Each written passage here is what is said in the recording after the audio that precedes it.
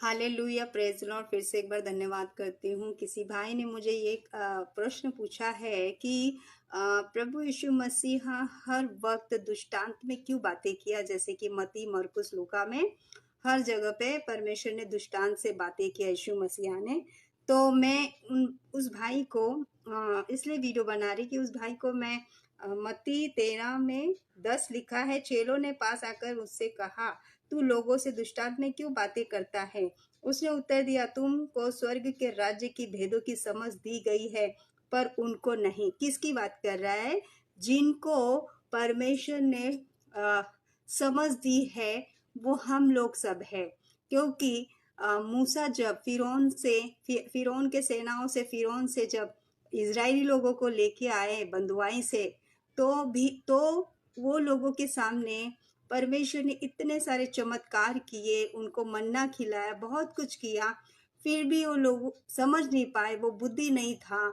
मतलब वो परमेश्वर को मतलब देखकर भी उनको विश्वास नहीं किया उनके ऊपर। तो हम लोग वो चुने हुए लोग हैं, हमें वो बुद्धि दिया है, ज्ञान दिया है स्वर्ग से, जो हम हर दृष्टांत को पहचानते हैं। इसलिए प्रभु यीशु मसीहा ने चेलों से भी दृष्टांत से बातें किया और दृष्टांत से ही हर बात करते थे, क्योंकि उसने हमें ज्ञान दे चुके हैं, बुद्धि दिया। Hallelujah, praise the Lord. प्रभु यीशु मसीह की महिमा हो। ये वीडियो मैं खास उस भाई के लिए बना रही हूँ जो माता 777 उसका इंस्टा पे आईडी है। आई थिंक मुझे लगता है कि वो कुछ फेक आईडी ही बना के फॉलो कर रहे हैं मुझे।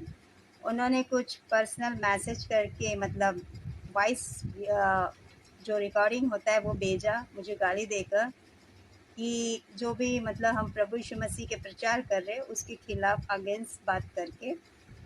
तो मुझे किसी बात की फिक्र नहीं है, कोई मुझे गाली दे या कुछ भी करे, क्योंकि प्रभु यीशु मसीह का कार्य कभी रुकता नहीं है। और जो सच्चाई को नहीं जानते हैं ना, तो उनके ही मन में ये सारी बातें आती है। तो मैं उस भाई को मैं क्षमा करती हूँ, क्योंकि प्रभु यीशु मसीह भी क्रूस पे चढ़ते हुए हर लोगों को क्षमा किए हैं। और बाद मैसेज में भी मैं पढ़ रही हूँ, बताया है कि तुम्हारा तो यीशु 4 किलो में लटकाया गया है। अरे हमारा यीशु मसीह 4 किलो पे नहीं लटकाते तो आज सारी दुनिया पापों में रहती। जिस लोगों ने यीशु मसीह को जाना है और जिसने उद्धार पाया है, वो सारे पापों से उन्होंने नजात पाया है। तो मैं उस भाई को भी कहूँगी जिन्होंने मुझे गलत मैसेज किया है, तुम भी बाइबल पढ़ो और यीशु मसीह के चरणों में आके उद्धार पाओ। आमीन।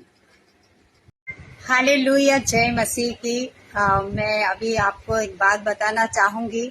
जो भी मुझे ऐसा प्रभु यीशु मसीह ने कहा है आत्मा से कि थोड़ा थोड़ा सा जो मिनी व्लॉग होता है वो बनाए, तो मैं कर रही हूँ। लेकिन काफी लोगों को ये चुभेगा, क्योंकि बहुत सारे लोग नजर रखते हैं हर चीजों में कि क्या कर रहे क्या नहीं। अगर हम गलत न करते हुए भी लोग अगर हमारी तुलना कर रहे किसी से या कुछ भी ऐसे बोल रहे हैं, तो मुझे किसी बात की चिंता नहीं है, क्योंकि प्रभु यीशु मसीह जो भी कहता है वो करना है। आप लोगों के भी जीवन में ऐसा होगा, कोई आपको पीछे हटाने के लिए कुछ ना कुछ ऐसे शब्द बताएंगे।